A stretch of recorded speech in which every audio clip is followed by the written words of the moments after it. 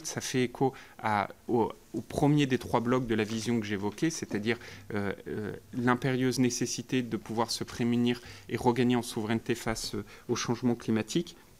C'est quelque chose qui relève aussi de la souveraineté démographique, parce qu'aujourd'hui, moi je ne sais pas expliquer à un jeune d'aller investir plusieurs centaines de milliers d'euros pour reprendre une exploitation et de se dire potentiellement pendant les 3-5 prochaines années, eh bien, il se prendra des épisodes de grêle, de sécheresse, de gel sans être couvert.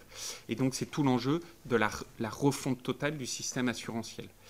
C'est un sujet à la fois incroyablement technique, mais qui, je le crois, j'en ai la conviction, une fois qu'il sera mené à terme, sera probablement la réforme la plus structurante depuis la politique agricole commune.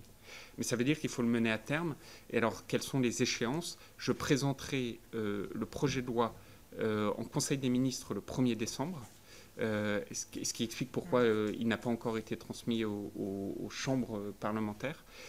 Il sera discuté à l'Assemblée nationale de mémoire le 16 janvier, en tout cas mi-janvier, et arrivera au Sénat dans la foulée.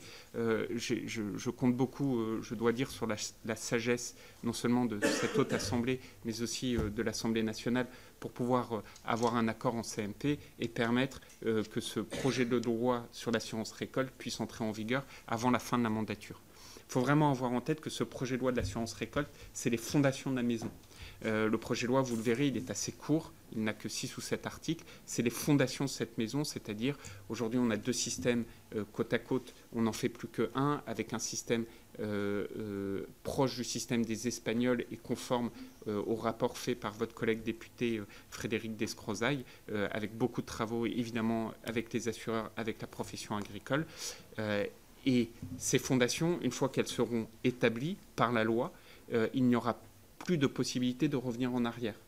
Mais il y aura 8 mois ensuite de travaux pour définir la taille des pièces de la maison et la couleur des papiers peints, si je puis dire. C'est-à-dire les seuils culture par culture qui seront faits pour les différents systèmes assurantiels prévus par ce projet de loi. Donc le travail devra continuer avec une entrée en fonctionnement au 1er janvier 2023 et un appui budgétaire de la solidarité nationale à cet effet et à cette date. Ensuite, sur la